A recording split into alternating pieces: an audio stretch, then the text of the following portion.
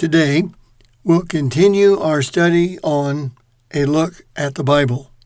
We'll be in Genesis chapter 6 through 8 and the account of Noah and the flood. A look at the Bible, part 7. We read in Genesis 6, verses 9 and 10, this is the account of Noah and his family. Noah was a righteous man, blameless among the people of his time, and he walked faithfully with God. Noah had 3 sons, Shem, Ham, and Japheth. Now the earth was corrupt in God's sight and was full of violence. God saw how corrupt the earth had become, for all the people on earth had corrupted their ways. Question: is it any different today? Each generation of mankind makes the same mistakes because of the sinful nature found in each generation. So God said to Noah, I'm going to put an end to all people, for the earth is filled with violence because of them. I am surely going to destroy both them and the earth. Make a boat from resinous wood, sealing it with tar, and construct decks and stalls throughout the ship.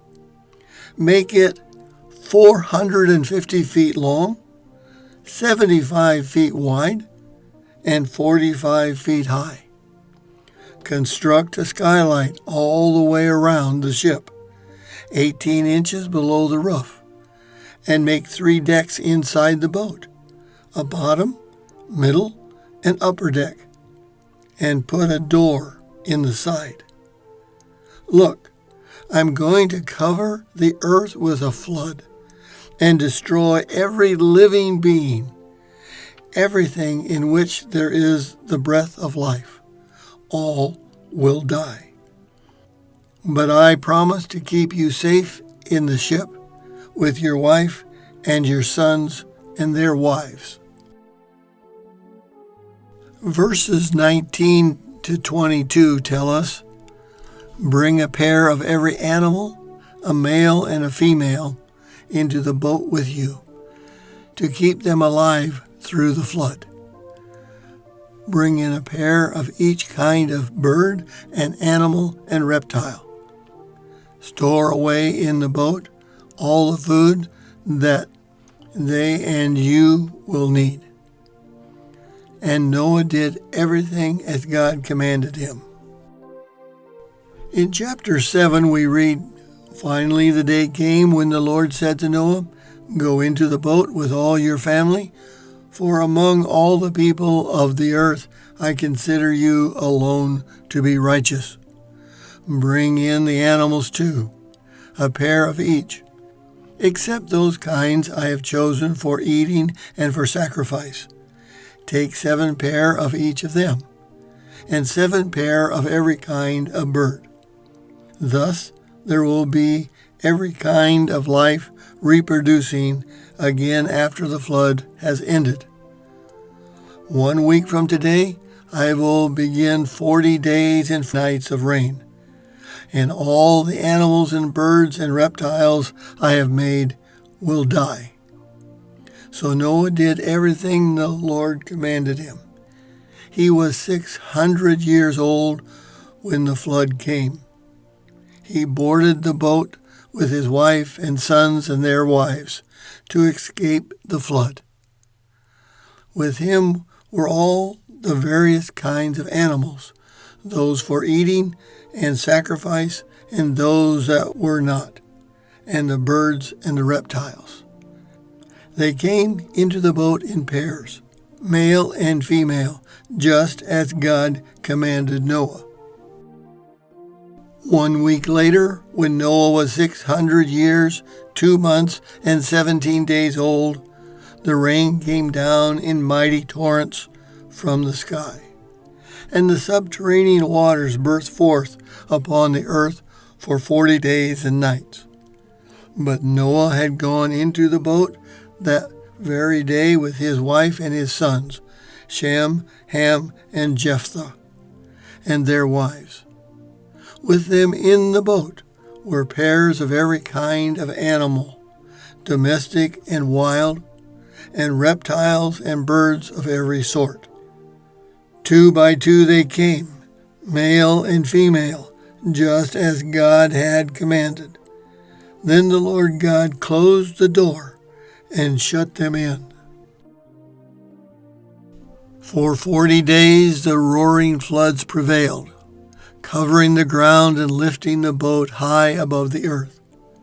As the waters rose higher and higher above the ground, the boat floated safely upon it, until finally the waters covered all the high mountains under the whole heaven, standing 22 feet and more above the highest peaks. And all living things upon the earth perished, birds, domestic and wild animals, and reptiles of all kinds, everything that breathed and lived upon dry land. All existence on the earth was blotted out, man and animal alike, and reptiles and birds. God destroyed them all, leaving only Noah alive and those with him in the boat. And the water covered the earth 150 days. God didn't forget about Noah and all the animals in the boat. He sent a wind to blow across the waters, and the floods began to disappear. For the subterranean water sources ceased their gushing, and the torrential rains subsided. So the flood gradually receded until 150 days after it began, the boat came to rest on the mountains of Ararat. 3 months later, as the water continued to go down, other mountain peaks appeared. After another 40 days, Noah opened a porthole and released a raven that flew back and forth until the earth was dry. Meanwhile, he sent out a dove to see if it could find dry ground. But the dove found no place to alight and returned to Noah, for the water was still too high. So Noah held out his hand and drew the dove back into the boat. 7 days later, Noah released the dove again, and this time, towards evening, the bird returned to him with an olive leaf in its beak. So Noah knew that the water was almost gone. A week later, he released the dove again, and this time she didn't come back.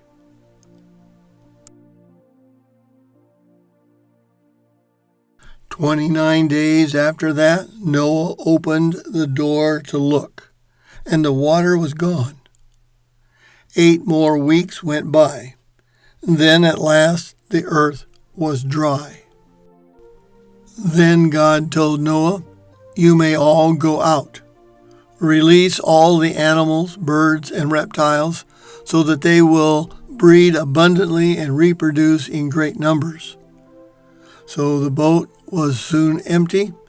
Noah and his wife and his sons and their wives all disembarked, along with all the animals, reptiles, and birds. All left the ark in pairs and groups. Then Noah built an altar and sacrificed on it some of the animals and birds God had designated for that purpose. And Jehovah was pleased with the sacrifice and said to himself, "I will never do it again. I will never again curse the earth, destroying all living things, even though man's bent is always towards evil from his earliest youth, and even though he does such wicked things. As long as the earth remains, there will be springtime and harvest, cold and heat, winter and summer, day and night." Next time, we'll look at Genesis 9 and 10 and God's promise that He put in the sky.